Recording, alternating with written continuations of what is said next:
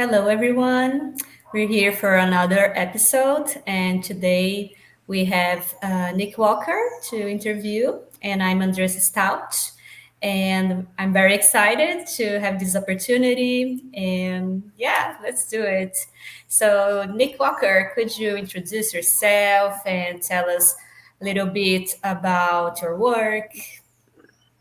Sure. Yeah, I'm a professor of psychology at California Institute of Integral Studies in San Francisco, and I am a neurodiversity scholar, one of the founders of the field of neurodiversity studies, and the author of a book called Neuroqueer Heresies, which has had a lot of influence on recent thought on top neurodiversity related topics. And let's see, I'm also an Aikido teacher.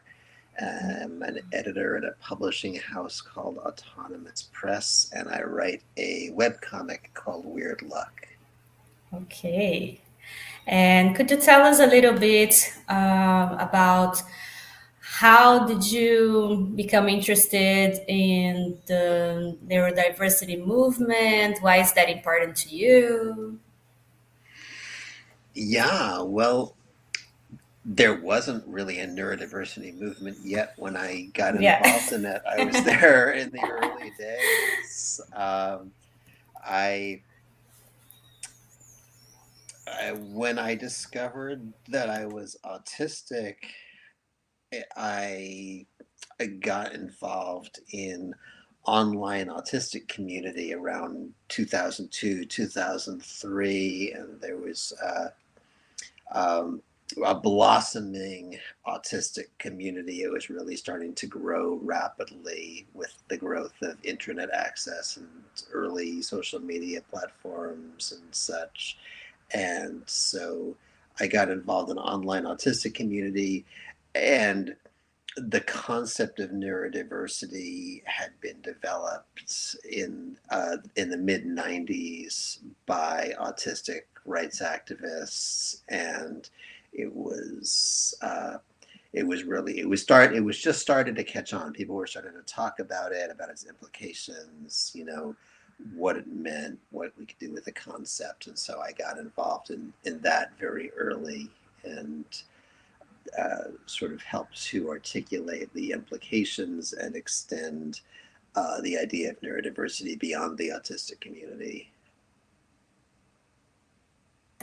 And that's when you developed your work around the differences between neurodiversity movement and pathology paradigm. I Mm-hmm. mean, neurodiversity paradigm and pathology paradigm. Yes. Yes. And why is that important to make this distinguish? Like, what are the consequences of the pathology paradigm, for instance, for autistic people?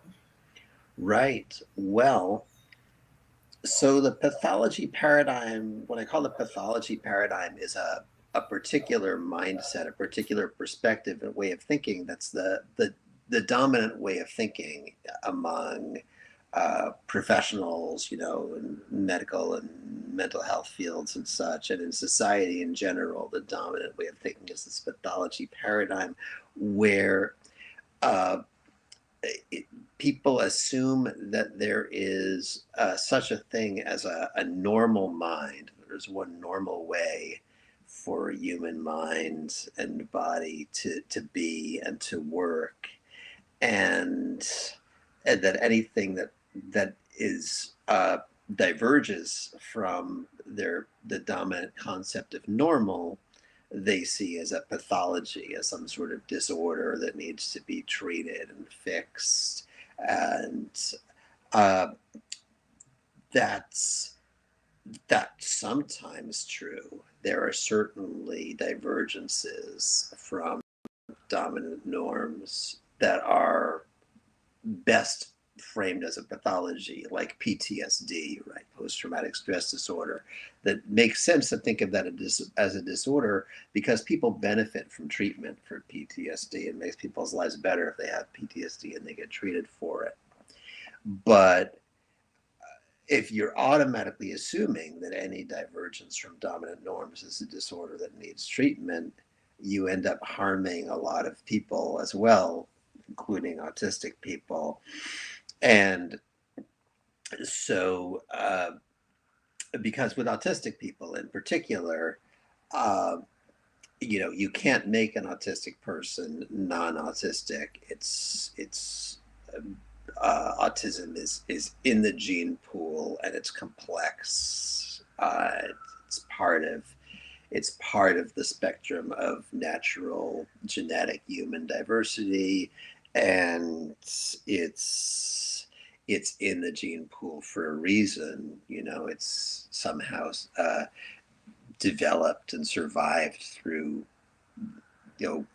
thousands and thousands and thousands of years of natural selection. And there are autistic people, a lot of autistic people have some level of difficulty and sometimes a lot of difficulty functioning in the context of modern society. Autistic people, especially who can't speak, for instance, and whose brains aren't wired for just handling sort of uh, the daily tasks faced with people in the modern industrial world. And so uh, they need accommodation. A lot of autistic people, will often need some sort of accommodation, you know, uh, access to text to speech software, for instance, or other forms of communication. If they can't speak, they need other ways to communicate, and training in that. They may need all manner of accommodations and support because society is not set up for them. And the problem with the pathology paradigm is that if um, it by assuming that being autistic, because it diverges from dominant norms, by assuming that being autistic is a disorder that needs treatment, uh, the world of professionals and doctors and psychologists and support systems in general, and government bureaus, parents of autistic kids, they all become focused on trying to cure autism as if it were a disease, which can't be done, and they focus on that instead of on uh, finding accommodations for autistic people and helping them to thrive in the world as autistic people. They're convinced that autistic people can only thrive if they're somehow made less autistic. And that's not a thing that can be done any more than a person, can be made less, whatever, less gay or less heterosexual or less, less black or less white or whatever. People, there's things about a person that you can't really change. It's baked into the genetics and the biology. And one of those things is whether a person is autistic or not. And so um, a, attempts to cure autism, attempts to treat it as a problem that needs to be fixed or a disorder that needs to be cured, attempts to treat it and make autistic people less autistic, end up harming autistic people because the so-called treatments, don't work, and often they're actively harmful. Often they're traumatic or toxic in some way, and they end up wasting a lot of time and money and energy and they take resources and attention away from accepting autistic people, accommodating them, and finding ways to help them thrive as autistic people. So it ends up, so the pathology paradigm, certainly in the case of autistic people, does an enormous amount of harm. And my work has pushed for the neurodiversity movement in general now, has pushed for this cultural shift from the pathology paradigm to a neurodiversity paradigm, which I think people misunderstand the idea of the neurodiversity paradigm frequently. That the basic premise of the neurodiversity paradigm is there is no such thing as a normal mind. It doesn't exist. Biologically, there's no normal brain. Every human brain is different and unique, and even apart from genetic differences, we have neuroplasticity. The brain is shaped continually by experience. So, even if everybody were born with exactly the same brain, which they're not, genetically, everyone's brain is different. And even if everyone was born with the same brain and the same body and the same nervous system, different experiences over the course of infancy through the whole lifespan would cause brains to diverge from each other, and everybody would end up with a different brain, even starting with the same identical brains, identical nervous systems. So neurodiversity is inevitably just a fact of life. Humans are biologically, we're a neurocognitively diverse species, just like we're a culturally and ethnically and sexually diverse species, and that's not really changeable. So the neurodiversity paradigm says um, there's no normal brain. So um, setting up a norm, setting up something in certain ways of thinking and acting, and seeing this is normal and anything outside of this must be a disorder or a pathology.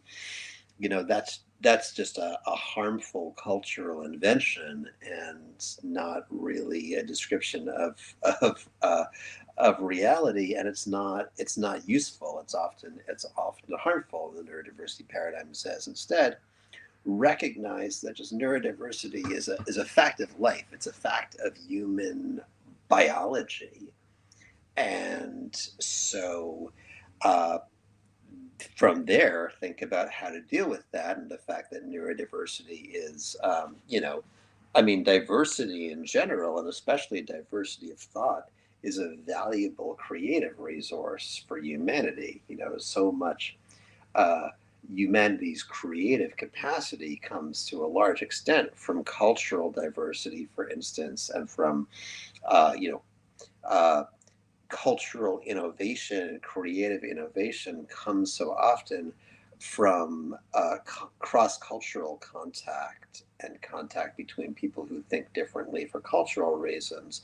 And so neurodiversity is very much also a potential source of creativity. And people misunderstand, I think. People often misunderstand and think that um, uh, the neurodiversity people who advocate for the neurodiversity paradigm, they think we say that we mean that nothing should ever be pathologized. That there's no such thing as any sort of mental disorder, or no such thing as a problem that should be addressed and fixed.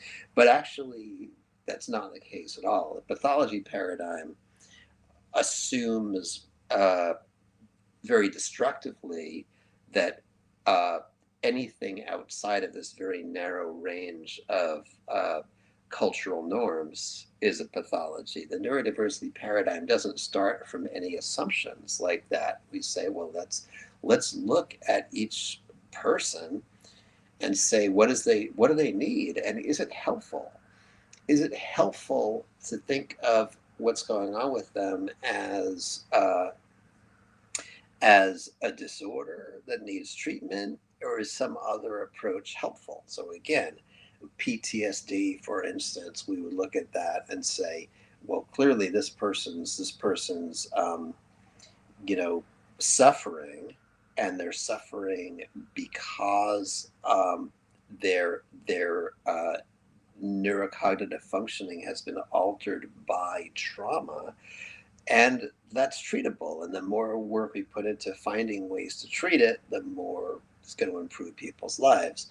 Um, Autism, very much not the case. Very much treating it is just not.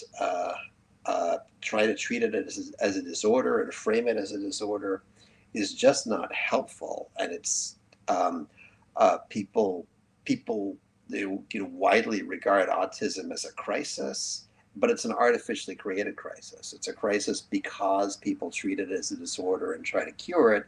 It stops being a crisis if people accept autistic people as autistic, accept they're going to stay autistic, and look at how to help them thrive as autistic people.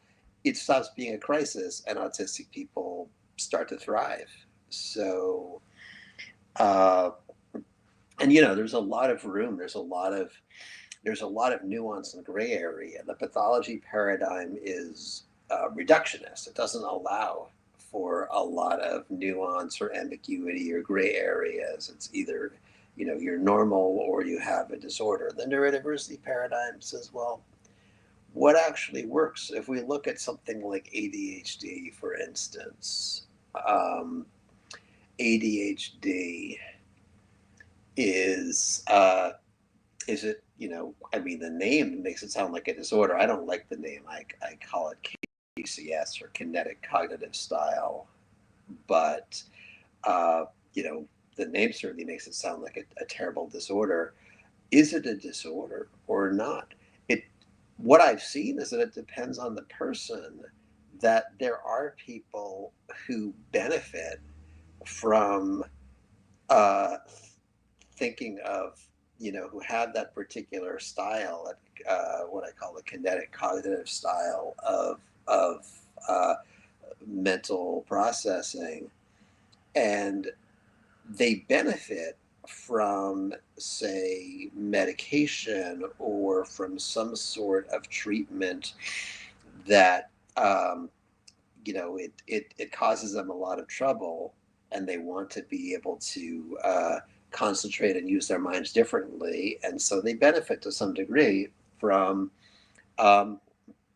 from seeking treatment, and in that sense, addressing it as if it were a disorder. And there's other people for whom that's very harmful, and it just causes them shame and doesn't really help them to be pathologized, and they benefit a lot more from accepting, oh, this is part of who I am and how I work and how my mind works, and I'm going to learn to work with it.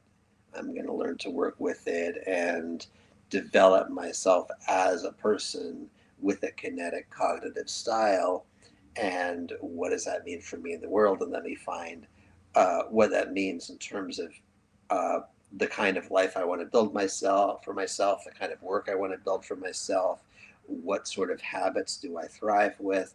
So, um, so I would not be inclined to say definitively, like, you know, this is a disorder or this isn't a disorder. I would say, and that the neurodiversity paradigm allows for that, allows for saying, okay, well, this is um, what actually works, what framing is actually helpful. We don't have to assume a pathological framing, but we're not saying it's like against some imaginary rules we made up or something like that. People are always welcome to decide that when they're, that whatever difficulties they're having are a result of some sort of disorder, and to look at ways to treat it. So, I I prefer a model that allows for increased nuance, increased flexibility, increased freedom to for people to decide on a case by case basis how they want to live and what strategies for thriving they want to pursue. Okay. And do you think that it's gonna happen someday that autism, for instance, gets out of the DSM? Because I know, for instance, the gay community, they got out and they had like a That's new right. movement. So what could we learn from them? And do you think that's ever gonna happen? Because there is the autism industry, there are a lot of doctors who are very resistant to this idea of neurodiversity movement, our paradigm. And yeah, what are your hopes and expectations? Well, I think, as you said, I mean, when I was a kid, um, being gay was in the DSM. It was a considered a mental disorder, and people could be locked up in mental hospitals for it. And I mean, I had friends when I was a teenager who were locked up in mental hospitals by their parents for being gay, or for even being suspected of being gay. So, uh, and that obviously has changed in a big way. So these changes do happen. The the DSM, diagnostic manuals like the DSM, and what's it? It's the ICD, I think, in a lot of other countries. Yeah, the World Health Organization's book, right, which is very similar to the DSM. It's really constructed a lot, very much the same way. Uh, these diagnostic manuals occupy a very strange position in society because they were developed for the purpose of of uh, medical diagnosis, psychiatric diagnosis, but they've ended up being used for other things because of the way, um, in because of money, really, because of how the money works. In the U.S., because of the insurance industry, and in countries that have a national healthcare system, there's still the record keeping of the healthcare system and how they decide where and how to give care and such. Um, what happens is that people end up needing these diagnoses in order to get accommodations from and support from the government, sometimes from employers or schools. So um, I think that it's going to. I think that forms of neurodivergence, like autism, for instance, where people are often seeking support services of some sort, I think that's going to stay in the DSM until society changes in a big way. That is, I don't think it's going to work the way homosexuality did, where the American Psychiatric Association just voted to take it out of the DSM. I think more likely what's going to happen is it's going to stay in the DSM until society changes enough that people don't need a DSM diagnosis to get accommodations and support. Okay. And yeah, let's bring to the table that, especially here in Brazil, I don't know how it is in the USA still, but here we have some therapies, Mm-hmm. such as applied behavior analysis, Mm-hmm. who people treat as like the main treatment, and they value that because it's scientific. Right. So, but yeah, I would like to hear, like, do you have any examples of trauma based like caused by it, and what are your concerns? And also, yeah, let's start with that. Yeah. Um, I mean, ABA, applied behavioral analysis, is all over the U.S. and Brazil and a lot of other countries. It's very harmful. It doesn't treat autism. Because it doesn't. It's that's they're committing fraud because they say that they're treating, they say that it's a treatment for autism. It's not, because it does not make autistic people less autistic. And if they say, they call it a therapy, but it's not a therapy, because therapy specifically, the word therapy literally means healing. It doesn't heal anything. What exactly does it heal? It doesn't stop. Even if you believe that autism is a disorder, it doesn't make autistic people stop being autistic. It doesn't stop autistic people from, uh, it doesn't heal any trauma or anxiety they've acquired. In fact, it creates trauma and anxiety. So it's not healing anything. So it's not a treatment, and it's not a therapy. So they're committing fraud by claiming that it's a treatment and a therapy, and also by claiming it's scientific, because it's not. I mean, behaviorism has been debunked. It doesn't, nobody practices behaviorism except the ABA industry, which preys on families that just don't know the science, and counts on people, not being scientifically literate enough to look into the research themselves and to be able to think critically about the research. But behaviorism, ABA is based on Skinnerian behaviorism, and behaviorism has been debunked for decades. It doesn't work. It doesn't make sense. It's based on B.F. Skinner's experiments, on pigeons and rats and such. It doesn't work well on humans. It doesn't even work well on pigeons and rats. Skinner's behaviorism. Skinner would run these experiments on pigeons, trying to use behaviorism to condition them to behave in certain ways, and it would work for a while, and eventually it would start falling apart, and the pigeons would sort of just go nuts and behave randomly, or they would revert back to old, the way they behaved before the experiments, or the experimental results would start to break down, and Skinner would just end the experiment. He would always just cut off the experiment at the point where it seemed to be showing what he wanted to show.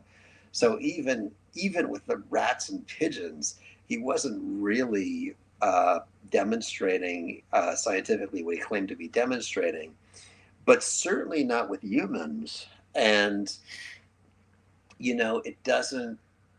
The premises of behaviorism as a theory don't hold up. And Noam Chomsky did this extensive debunking of behaviorism. He had this big feud with Skinner because he did this extensive debunking of behaviorism, like back in the 1970s, which the behaviors never had an answer for. They just, attacked. They made personal attacks on Chomsky, but they never actually had a coherent response to his criticisms of behaviorism.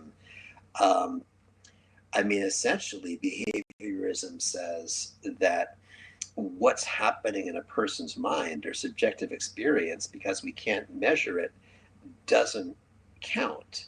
But of course, when you're trying to improve someone's cognitive functioning or mental well-being, it's everything that counts.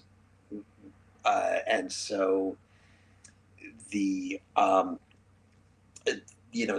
whole idea with behaviorism is very strange the more one looks into it, because essentially they believe that they can condition a person to behave in a certain way, and that there are no consequences in terms of the person's subjective experience, or and of course any other kind of psychologist will tell you, if a person is forced to repress their, their natural needs and um, behave in specific ways because it's the only way to be safe, because they'll be punished for not behaving in these ways, and they're forced to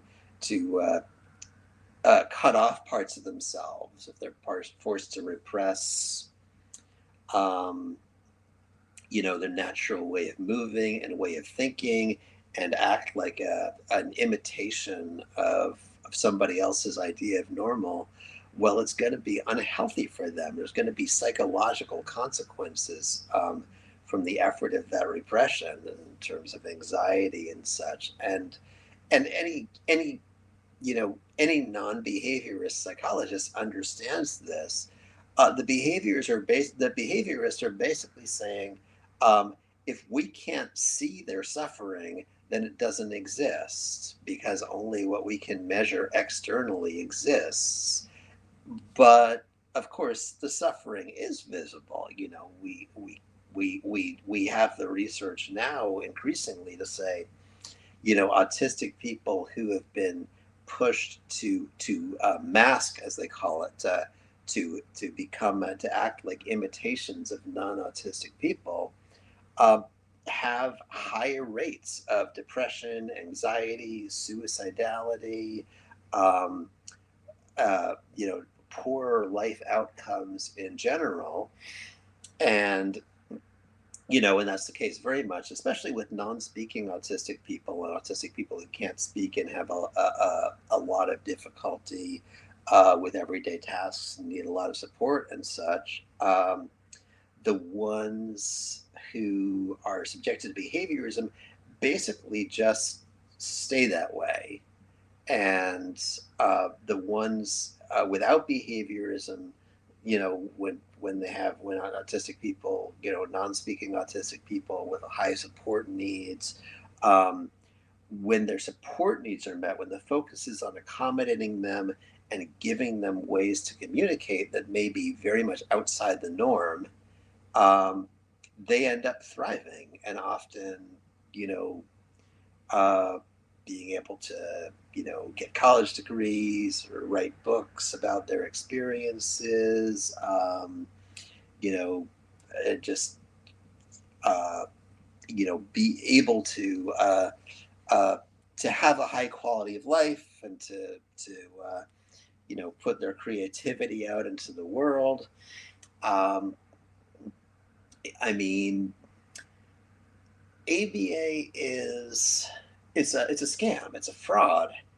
It doesn't hold up scientifically. They claim to be evidence based, but if you look at what their actual evidence is, their studies of ABA, there are no control groups. Now, everybody knows, if you have any scientific background at all, you know that when you're studying a therapeutic method, you're not proving anything unless you have a control group, right? You have a control group, and the control group doesn't receive the treatment, or receive some different treatment. They don't receive a treatment at all. Um, and then there's the group um, that does. Then there's a group that receives whatever the intervention is, and you have to compare the results. Well, there's no control group. What happens is, with ABA, I mean, people develop. People develop skills as they get older. Children develop. What happens is, with ABA, they they prey on the fears of parents. The fear mongering of the pathology paradigm, and they say, because your child is autistic, they will never develop or learn anything, or become capable of doing anything new without ABA. And then what happens is, and of course they're lying, because people do, in fact, just people develop, they learn. Autistic people are perfectly capable of learning. Obviously, you know, um, I mean, I'm I'm one of a great many autistic college professors these days, so Clearly we can learn, but the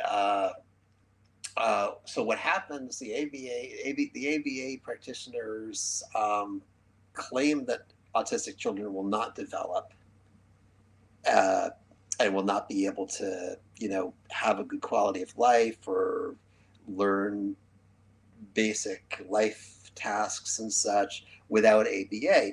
And so when a child is receiving ABA and they do end up developing new skills and becoming more capable, the ABA practitioners claim credit for it, even though it might be happening despite them, or it might have be something that was going to happen without them.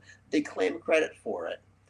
And if the child is not doing well and not developing skills, then the ABA practitioners just say they need more ABA. And so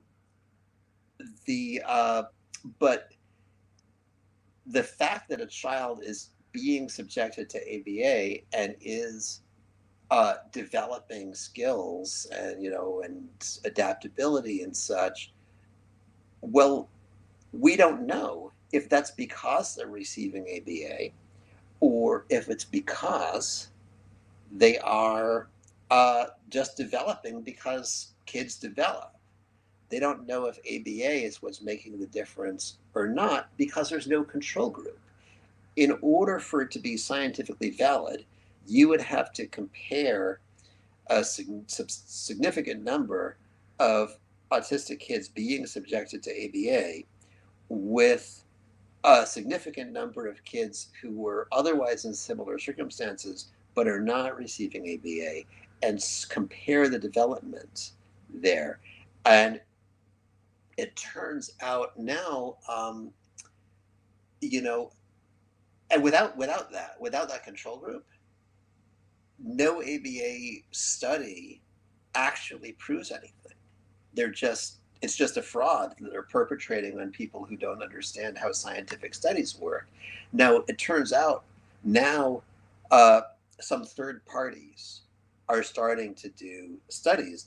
The U.S. military did a big one. The U.S. military, because a bunch of military families who had autistic kids sued the U.S. military to force them to pay for ABA, and the military is very concerned about where their budget is going. And the U.S. military, a lot of people don't know this, but the U.S. military has the largest research budget in the world. So they're serious about research. And I mean, a lot of it goes to terrible purposes. But in this case, they did a big study of autistic kids in military families, and to look for evidence. And what they found was, and this was a really big third-party study here, not paid for by the ABA industry. And what they found was that ABA basically was having no effect. They couldn't find any sign that ABA was actually helping autistic children develop in any sort of healthy way, or develop their skills or anything like that. They couldn't find any sign that. So it's just so that's the first thing, is that it's fraud. It's not doing anything helpful. And then the other thing is it's often doing harm, because autistic, kids need to play. Kids need opportunity to play freely. That's a basic developmental need. That's how kids actually learn. And that was the big dispute between Chomsky and the behaviorists before ABA even came along.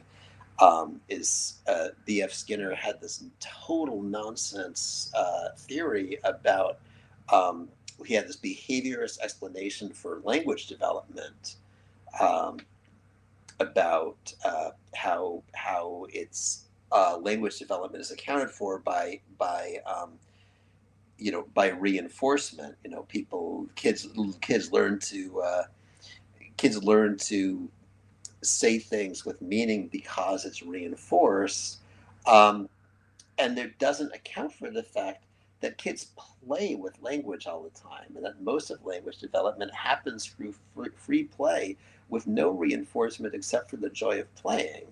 And behaviorism couldn't account for that. Couldn't even, I mean, here's, Chomsky, who was a linguist originally and spent, his whole early career studying language development in children and watching how they played with language. And here's Skinner, who knows nothing about children and just rats and pigeons, who's making up this thing about this behaviorist theory about how language works. And it was just garbage. And Chomsky wrote this real extensive debunking of it. So, it's kids need to play, and ABA doesn't really allow for that very much. I mean, opportunities for free play in small amounts are used as rewards sometimes, but it's like mostly what's happening is autistic kids are being robbed of their childhoods, robbed of their childhood playtime and integration time. They're being pressured to fulfill, these ABA tasks, pressured to go through these ABA lessons. And autistic kids, because of the nature of the autistic brain, they need more free sensory play than non-autistic kids and more downtime and integration time. So ABA robs them of that. So it's developmentally harmful, and that's something that hasn't really been studied extensively yet. That should be studied. And if you look common sense, if you look at ABA and how it's done, and the kids are really being taught that they're being taught sort of the opposite of bodily autonomy. They're being taught their time and their bodies are not their own.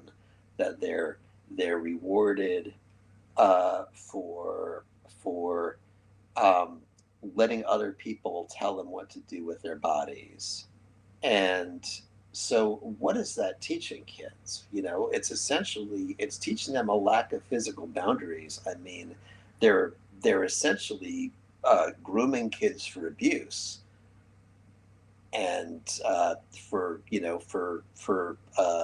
potential abuse and exploitation, including sexual exploitation later in their life. What happens when already autistic people, often have a hard time picking up social cues and can be easily vulnerable to exploitation and such as they get older. And if they've spent their childhood being taught that they don't get to decide what happens with their bodies, well, you're really setting them up for a lot of harm. So, I think the best way to use ABA is just teach the child to set boundaries with the ABA practitioner. Call in an ABA practitioner and train the child to say no to the ABA practitioner, so the child has good boundary practice. Yeah, the argument that I hear the most, at least here in my country, is that no, but it depends on the therapist, because it's not every ABA therapist who's gonna force the child to look straight in the eyes for how many hours, I don't know, or minutes, but that most of the therapists, they use their techniques to help children avoid hurting themselves or hurting other people, and then that's fine because they're just looking after them. How do you say about that? There's no proof. There's no proof because they don't. Their studies don't have control groups, so you can't prove. The parents are spending a huge amount of money, or if the state is paying for it, in a national healthcare system or something, then the taxpayers are paying a huge amount of money. They're paying huge amounts of money for something that is not proven to work. And I mean,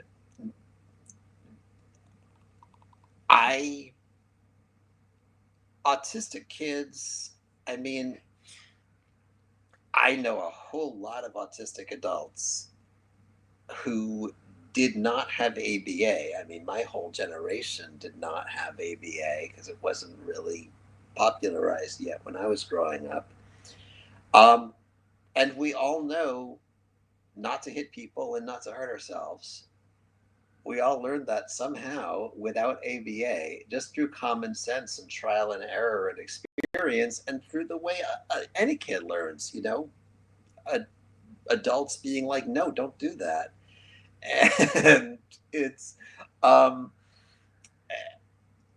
and we have to consider that it can be making things worse too. That's the thing, is if you've got a child who, I mean, I'm an optimist here about human nature. I believe people are basically good, and children in general do not want to hurt people, and they don't want to hurt themselves. Autistic kids hurt themselves by accident because they're having trouble integrating sensory information, and the and they'll lash out and hurt other people by accident because they're overwhelmed, because their integration needs aren't being met. So ABA, because it doesn't take that into account and doesn't take the need for sensory integration and such into account, um, can make that worse. And of course, they won't know they're making it worse. They won't acknowledge that they might be making it worse. If an autistic kid is,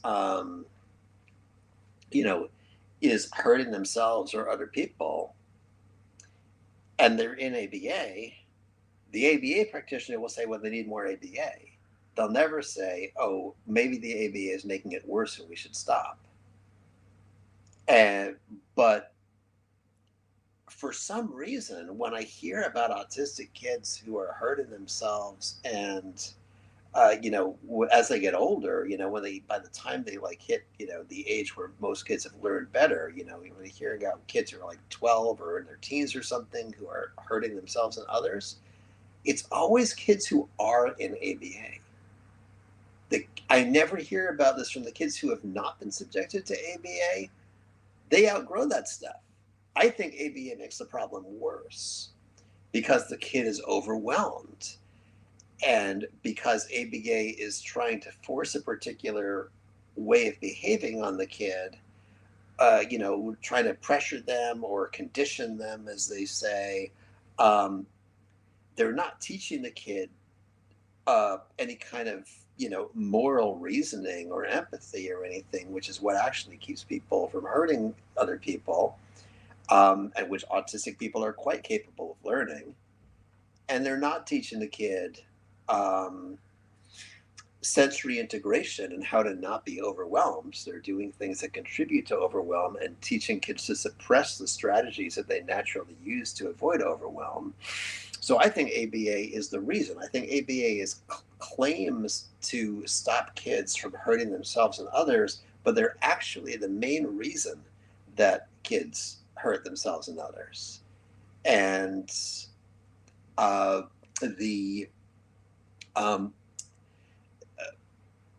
besides that, if a kid is spending all their time in ABA, well, what are the other things? That's another thing. That's yet another angle, because again, the studies don't have control groups. The studies don't compare ABA with other methods. See, in order for ABA to actually have a legitimate claim to being a good treatment or therapy or whatever they say they are, they would have to prove not only that they're better than doing nothing, not only that they have, better results than just raising the kid like you'd raise any other kid. They also have to prove that they get better results than other methods that, like sensory integration therapy. Sensory integration therapy is what I always tell parents of autistic kids. Like, if you want your child to thrive in the world, sensory integration therapy is the way to go. Because that's what kids need. That's what the kids need is sensory integration therapy. They've got their difficulty learning basic tasks is because they're in a state of sensory overwhelm. Their difficulty with communication because they're in a state of sensory overwhelm. They're hurting themselves because they can't integrate their senses well enough to know what their body's limits are. Hurting other people because they're flailing around frantically because they're in a state of sensory overwhelm. Because the core feature of autism is this intense sensory experience that makes sensory integration challenging. So sensory integration therapy is the thing to do. Now, the ABA practitioners, the ABA industry will tell you that sensory integration therapy isn't evidence-based, but really what's going on, sensory integration therapy hasn't been around long enough or received enough funding because ABA is stealing all the funding. Sensory integration therapy hasn't had a chance to accumulate a large body of evidence yet. But the ABA industry, all their evidence is garbage. They don't actually have any evidence either because no control groups. So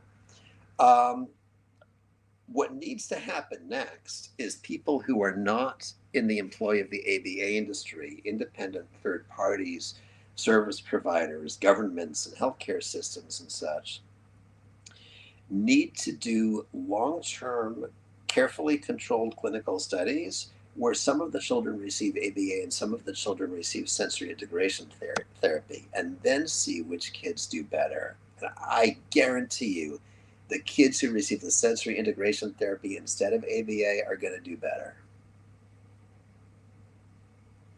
Awesome. Yeah, I think you have a lot of good points. And maybe now we can change the subject to adult neurodivergent people. Yes. And also, I was wondering if you have any ideas on why is there also a lot of trans people within the autistic community? Mm-hmm. Okay, yeah. Which one should we do first? What's do you want to take You the trans decide. question? I Let's do that usually trans. I Let's do that usually trans do question. 5 questions in one, so that's Sure. me. Okay. Well, there's a lot. I do 5 answers at once sometimes. So, trans people. Yeah, there are a lot of trans people in the autistic community. Relative, I mean, trans people are, a minority, very much a minority. But compared to the non-autistic people, like there's a higher proportion of the autistic population is trans compared to the non-autistic population. And here's what I think. Autistic people, because autistic people frequently have difficulty with social communication, especially communicating with non-autistic people. Autistic people frequently have difficulty picking up on the subtleties of the communication styles of non-autistic cultures. And the reason for that is that social communication, reading social cues and imitating social cues is something that starts very early in life. People are doing that long before they can talk. Infants are doing that from very early on. They'll try to imitate. Infants will try to, just like way before they can even sit up, they're trying to imitate facial expressions of the people who they're looking at and such. Finding the rhythms of interaction that turn into rhythms of conversation. Well, autistic kids, because sensory integration is so challenging for them, because their sensory experience, they're taking in so much sensory information compared to non-autistic kids, it's hard for them to focus on that. They don't have as much bandwidth to focus on specifically picking up social cues. And so developmentally, they fall behind their non-autistic peers in that particular area, picking up social cues, because so much of their attention in their early years is focused on just managing their sensory experience. Thus, the value of sensory integration therapy, for instance. So, part of what that does is that there are certain aspects of cultural conditioning that everybody receives. People just, babies just kind of soak up the surrounding culture and are looking for how to become people and what it means to who they are and what it means to shape themselves. They're imitating and looking for social cues about what they should pay attention to and what they shouldn't, and how they should act and how they shouldn't. And autistic people, again, autistic kids have less bandwidth for that. Now, one of the big things one of the big aspects of cultural conditioning is gender roles. People, kids get assigned at birth based on the shape of their genitals. They get assigned to, a male or female gender role, and people treat them differently. When people are told, and there's a lot of studies around this, right? And people are told that a baby is male, they'll treat it in a certain way. When they're told it's female, we'll treat it in a different way. And kids are from infancy, right from the start, trained and into their particular, whatever their assigned gender is, and so gets very deeply ingrained. And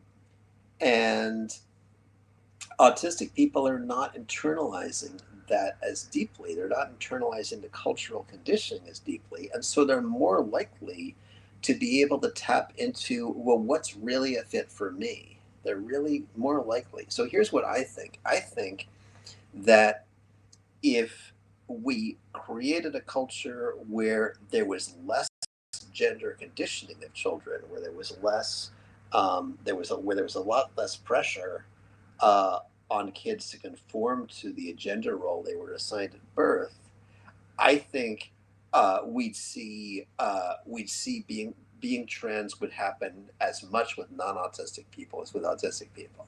I think the difference is that autistic people, their sensory experience, as a side effect of their sensory experience, they have a certain degree of immunity to childhood cultural conditioning, so the gender conditioning doesn't sink as deep. And so I don't think that they're more likely to be transgender because they're autistic. I think autistic people are more likely to notice that they're transgender. They're more likely to be in tune with the gender that actually works for them. Whereas non-autistic people have more cultural conditioning at a deeper level that they have to fight against to make that realization. So they're less likely to figure out when their assigned gender is not a good fit. That's a very good theory. And I would like to hear a little about the neuroqueer theory, because I think that when people hear that word, most people probably imagines that it's about people who are also queer and neurodivergent, but that's not what this is about, right? Right. Right. So, neuroqueer theory is applying the lens of queer theory to the realm of neurodiversity, and queer theory. Queer theory looks at what it means to liberate oneself from socially imposed gender norms and sexual norms. So in queer theory, sort of a basic premise is well, there's no normal sexuality and no normal gender. These are socially constructed, different. They change from culture to culture and place to place, and then different historical periods. They change over time, but in any given culture has created a set of gender norms, and including sexual norms, right? Because the gender norms traditionally include heterosexuality. So part of if somebody is assigned at birth as male, part of that is, you have sex with women and not with men. That's part of the gender role. So that the heterosexuality is built into that. So we have what's called heteronormativity, which is, or sometimes these days cis heteronormativity. So conforming to one's assigned gender role, conforming to societal gender norms that one has been taught, conforming to including heterosexuality, and so this is all socially instilled and socially enforced, and really enforced, because in most societies, um, there are severe repercussions for stepping outside of the dominant gender norms or sexual norms. And so, um, in queer theory, generally, queer is a verb first and foremost. It's queer is something you do, and so it means to queer something, um, means to tangle it, really, to make it not straight, to tangle it and mess with it in some way, um, bend it, twist it. And so that's the idea, is to queer gender norms means, to queer heteronormativity means, to subvert it, to challenge it, to twist it around, to play with it, to mess with it creatively, to liberate oneself from it or loosen its grip. Um, all the ways that one can mess with, or get outside of the restrictions of gender norms. And so that's queering. And um, in popular culture, people often use queer as an identity label and call themselves queer. But in queer theory, the verb comes first. The person is queer if they're engaged in a process of queering their gender and sexual norms, and how they conduct themselves, the way that they live, the way that they act and conduct themselves, queers the norms. That's being queer. So it's queer is less something that one is and more something that one does. And so again, that's the queer theory lens, and you see in the work of queer theorists like Judith Butler, for instance. And so neuroqueer theory is applying that queer theory lens to neurodiversity and saying, um, you know, uh, neurocognitive norms of ideas about how the mind and nervous system, the body mind, are supposed to function. Um, these are also cultural norms, and they're often all tangled up with gender norms. If you look at ABA, for instance, when an ABA practitioner is trying to make a child normal, trying to make an autistic child act less autistic, they're enforcing gender norms too. They're not trying to make the child into a non-binary child. They're trying to make the child into a little autistic, trying to make your autistic child act like a little autistic boy or a little autistic girl, or a little non-autistic boy or a little non-autistic girl. They're opposing gender norms as part of it. And in fact, um, ABA and gay conversion therapy have roots in common. And so it's the enforcement of neurocognitive norms, of neurotypicality, as we say, is entwined with the enforcement of gender norms, of heteronormativity. And so because neuronormativity is also, like heteronormativity, is also socially constructed, culturally enforced, it is also it can also be queered. And so that's kind of that's really what neuroqueer theory is about, and about this idea of neuroqueering. You can queer gender, and you can queer cognition. You can queer neurocognitive norms as well. Queer your cognition, queer your mind, and so that would be neuroqueering. And so we have gender queering and we have neuroqueering, and they can overlap, and in a lot of ways they naturally overlap. That if a person diverges really dramatically from gender norms, it's going to change how they see the world. It's going to change their cognition as well. And if a person really dramatically changes their consciousness and the way their mind works, they're going to start diverging from cultural gender norms as well, even if that's not originally what they set out to do.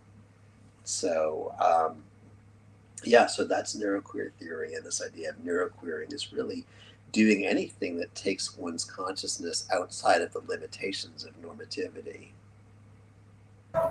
Okay. And why do you think that people have so much prejudice against trans people? For instance, here in Brazil, it's very connected to religious beliefs. Mm-hmm. And I know that Brazil is a country which kills trans people the most. And the second reason that trans people die is because they can't actually go to the toilet and have pee, And I don't know. I was wondering if you have any idea of why are people so against trans people, and how can we solve this toilet issue? Well, solving toilet issue is easy. You just make bathrooms gender neutral. That's easily solved if you can get rid of the prejudice and the hatred. But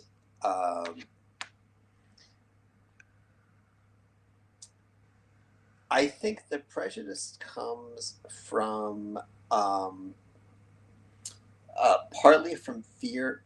Most people fear uncertainty. And so they're more comfortable. Most people are more comfortable when they know exactly what little box everybody fits into. And so,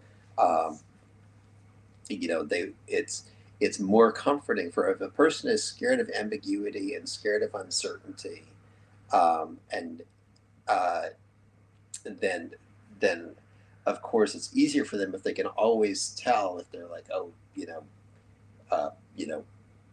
boys are boys and they stay boys, girls are girls and they stay girls. Their boys are going to grow up into men, girls are going to grow up into women, and there's these two very clear things, and I know what each one is, and there's no crossover between them, and that gives us comforting illusion of certainty. And so they get very scared and feel very, very threatened when that certainty is shown to be an illusion, when that certainty is challenged. They want to know, but a lot of that is people's fears about their own gender and their own sexuality too. People are terrified. What if a lot of it is very tied in with homophobia. People are terrified that they might accidentally be attracted to someone of the wrong gender, and what does that say about them, right? Like if I'm attracted to, if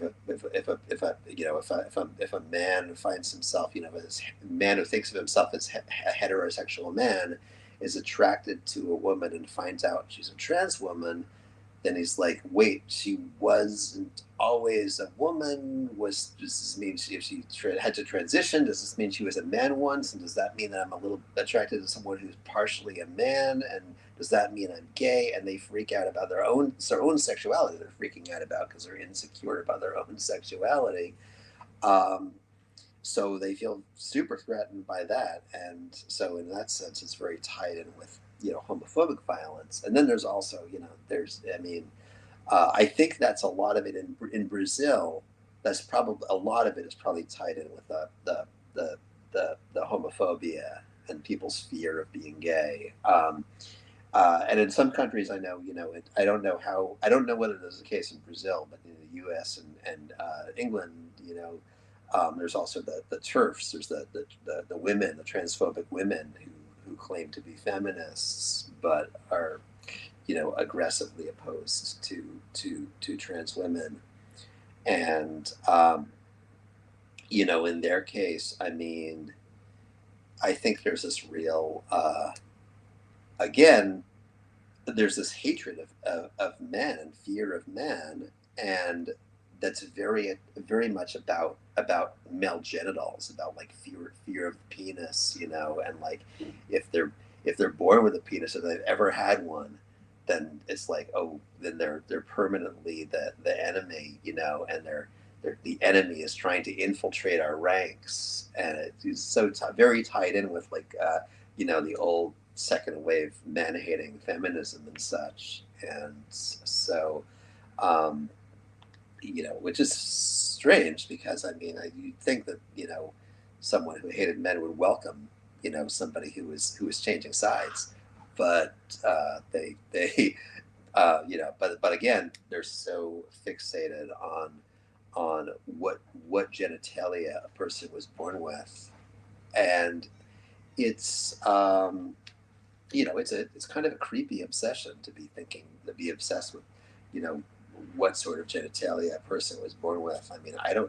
I don't spend any time thinking about children's genitals. That's a creepy thing to be thinking about a lot. And so but transphobic people seem to spend a lot of time thinking about that and dwelling on it. Very, so I don't think it's very healthy. And I think that if they stopped obsessing over children's genitals, and if they, accepted, the fluidity and flexibility of people, and accepted that if people could accept themselves and say it's okay if I'm attracted to someone, I'm attracted to them, as long as everybody involved in sexual activity is a consenting adult. If people could just accept themselves and, oh sure, I'll be attracted to people whether I know their gender or not, so that would so I really think it's that would kind of solve the whole thing. So I really think that transphobia is a result of some deep unresolved psychological issues on the part of the transphobes, where they feel that threatened by somebody else's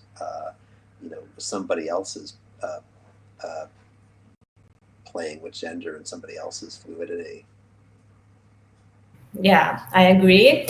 But unfortunately, at least here in Brazil, it's not that easy to solve this toilet issue, because transphobes and religious people, conservative, oppressive religious people, they say like they have this fantasy like, oh, but can you imagine like the little girl's toilet and bathroom, and then there is like a very tall man that's gonna go in there saying that he identifies as a woman, and then they can abuse these little girls. So there's this fantasy of trans people like monsters and abusers. Mm-hmm. But if we think about most of the child abuse happen in the same house that they live with, like uncles and cousins. I don't know. Do you have anything to say to these people? Yeah, I think they're making it up. I don't think that's really the reason at all. I think that this whole think of the children, we have to bring the children thing. I think that's just some nonsense excuse that they made up to cover up their actual fears. And people in bathrooms, they have separate toilet stalls with walls and doors, right? I mean, I've been using public bathrooms my whole life, and I have never seen another person's genitals in a public bathroom. People are not just taking off their pants and walking around in the bathroom. They go into the little stall and do their thing and come out and wash their hands, and that's it. So it's not a realistic fear, and I think that on some level they know that the people who spread the fear know that are scared.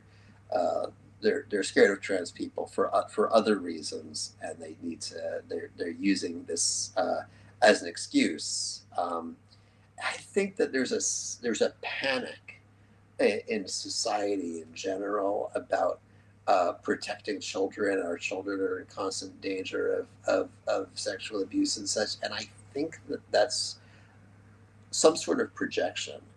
I think it's people projecting their own repressed and wounded inner child on other children. I think it's not really about the children at all.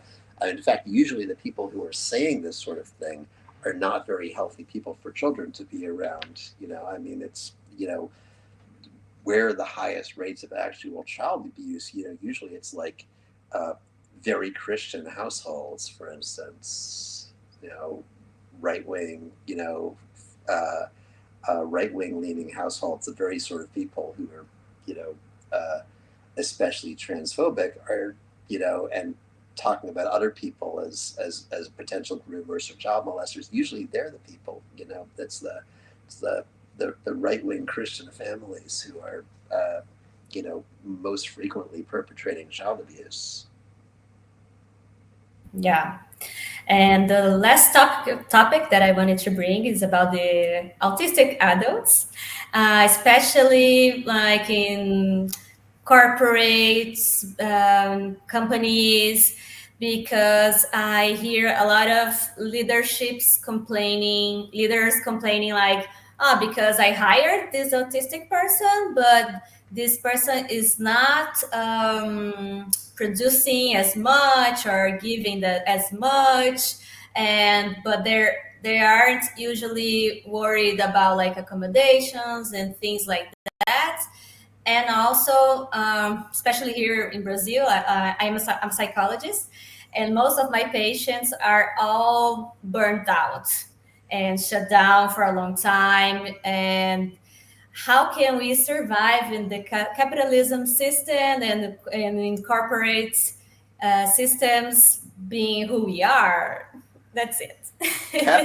Capitalism's not working. It doesn't. Capitalism is bad for people. It's bad for humans.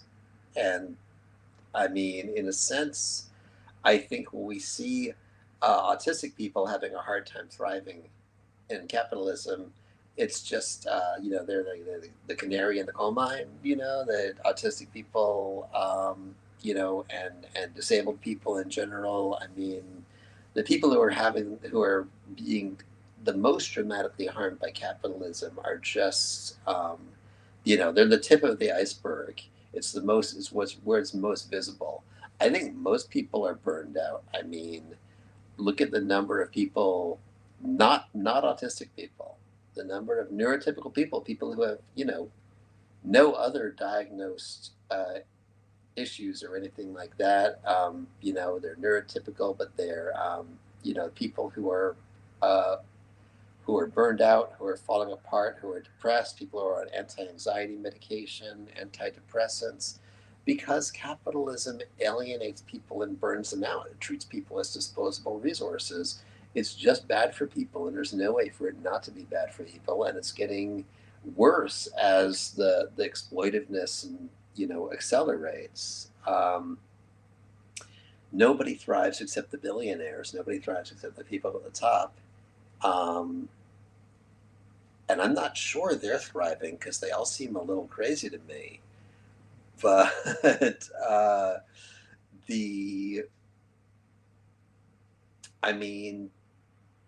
humans are not going to thrive under capitalism at this point. And I don't think there's any answer to I think the answer to surviving, um, you know, and thriving within capitalism for autistic people and non-autistic people, for everybody, is you do what you can to remove yourself from the capitalist system and the capitalist mindset as much as possible. Build community, build communities of mutual care and mutual aid, and start building solidarity. Start getting over, um, you know, getting over divisive identity politics and building more solidarity. Um, you know, because it's, I mean, ultimately, it's humans are going to need to tear down capitalism one way or another in order to thrive, in order for the planet to survive, in order for humans to survive just as individuals. And I'm going to be very straightforward. Do you like being an autistic person? Because I see that there's a lot of autistic adults that they say, oh, if I could choose, I wouldn't be because it's too hard. Is it too hard for you? No,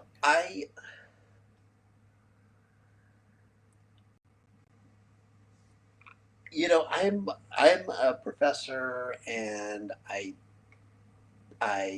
teach, I train psychotherapists, and so I deal with a lot of therapists and therapy students, and I deal with a lot of college students in general, and I deal with, um, you know, I hear about therapist patients, and I do presentations in the corporate world, sometimes for very large corporations and large audiences. I teach Aikido, and I most of the people I deal with, a lot of different people in a lot of different circles, a lot of different social spheres, and most of the people I deal with are not autistic. And a lot of them are, you know, people in academia and people in the corporate world, and are just you know, uh, everyday working class people, or sometimes people who are very high up in the corporate world. A very wide sphere of people who I deal with. And again, most of them are not autistic. Most of my Aikido students are not autistic. Most of my college students are not autistic. Most of the people, most of the corporate employees who are at my corporate trainings and workshops are not autistic. Everybody is having a hard time. I am not looking around myself. When I look around and look at non-autistic people in the world around me, whether I'm reading the news or just dealing with people, meeting people, teaching people, whatever, I'm not seeing the non-autistic people have an easier time than me, because capitalism's not working for humans. And because it's, even when you have a better system, it's hard to be a person. Being human is hard. Living is hard. Our souls are incarnate on this world to do hard work, and families are hard, and relationships are hard, and love is hard, and connection is hard. People have a hard time, and I think a lot of autistic people make the mistake of thinking life would be easier for them if they could stop being autistic.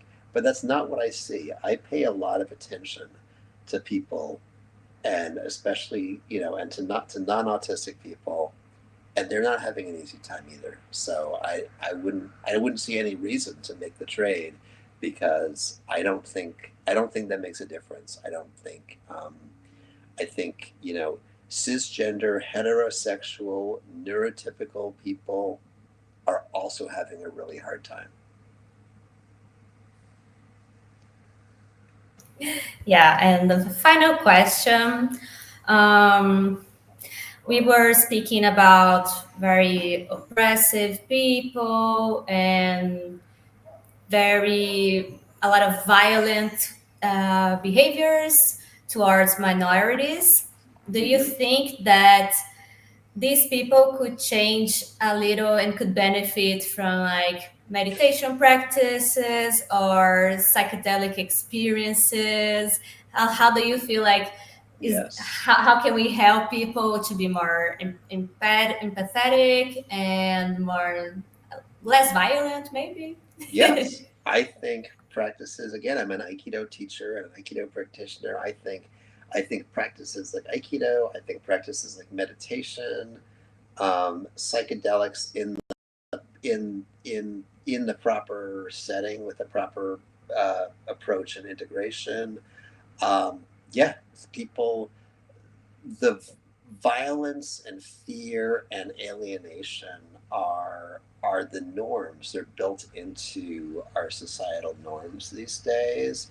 And so again, it's all about neuroqueering. It's about liberating our consciousness from these norms and actively doing this transformative work to live more intentionally and to you know, for people to rid themselves of the fears that are driving them, and uh, I mean, as they say, in psychodynamic psychology, they say, the goal is to make the unconscious conscious, and I think that's crucial to be for people to become aware of when they're being reactive, when they're reacting out of uh, you know, unconscious fear and projections onto other people. So, yeah, for people to cultivate more, um, we have what happens in capitalism often is people are uh, uh, when people talk about individual responsibility. Um, they talk about it in this very unhealthy way where what they mean is like uh, everybody's in competition with everyone else, and if you're poor it's your fault and such. And I think that's a, a, a terrible kind of uh, capitalist garbage kind of attitude towards responsibility. I believe in personal responsibility, though. I believe people should take personal responsibility for their psychological states. I mean, if a person is traumatized and anxious and and depressed because of their life circumstances, because they live under capitalism or they encounter oppression and discrimination and abuse, it's not their fault. But nobody else is going to fix it for them either. So I think it's very important for people to take responsibility um, for becoming better people, for saying I'm going to do whatever work is necessary to be more empathic, to be more compassionate, to be a kinder person, um, to to approach life in a positive, constructive way, and say, what can I contribute to the world and to my community, and um, how can I make sure that my treatment of other people is not based on fear and prejudice? How can I calm my own mind so I can uh, monitor what I'm doing better, and have uh, what's the word? Be able to some uh, have some power over my own psychological state. So I'm not just a victim of any circumstance that comes along. So even if my life is difficult, I decide what my mind is doing, at least. I decide my emotional state, even if my circumstances are difficult.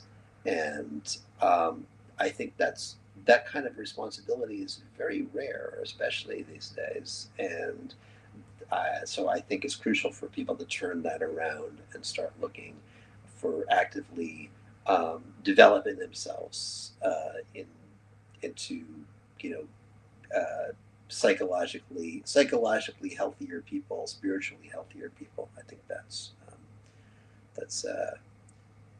a crucial step in in transforming the world. Nice. And do you have any final advice for especially adults, autistic adults, which are having a hard time to embrace their weirdness and themselves in this world where they can feel like they can be bullied or rejected? Yeah, do the work. Do the work. Meditate. Have a physical practice. Do Aikido or some other martial art. Do if you do therapy, do real therapy, not something that's just about not like cognitive behavioral therapy to reduce anxiety or something, but like serious psychodynamic therapy where you really learn to deeply explore your own unconscious. Psychedelics, mindfulness practices, consciousness expanding practices, and embodiment practices, martial arts, yoga, practices that help you to integrate psychological change into your body. Do the work, because you are not always going to be able to control your external circumstances or make the world less harsh, but you can make a decision and follow through every day on a decision about what kind of person you're going to be. All right.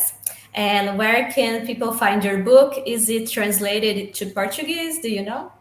It is not translated into Portuguese yet, and I do own the rights to the book. So if anybody wants to do a translation, they can just get in touch with me, because I am willing to authorize a translation if somebody makes me a good offer. So okay. I'd like to see it happen. It's I'd like to see more translations happen.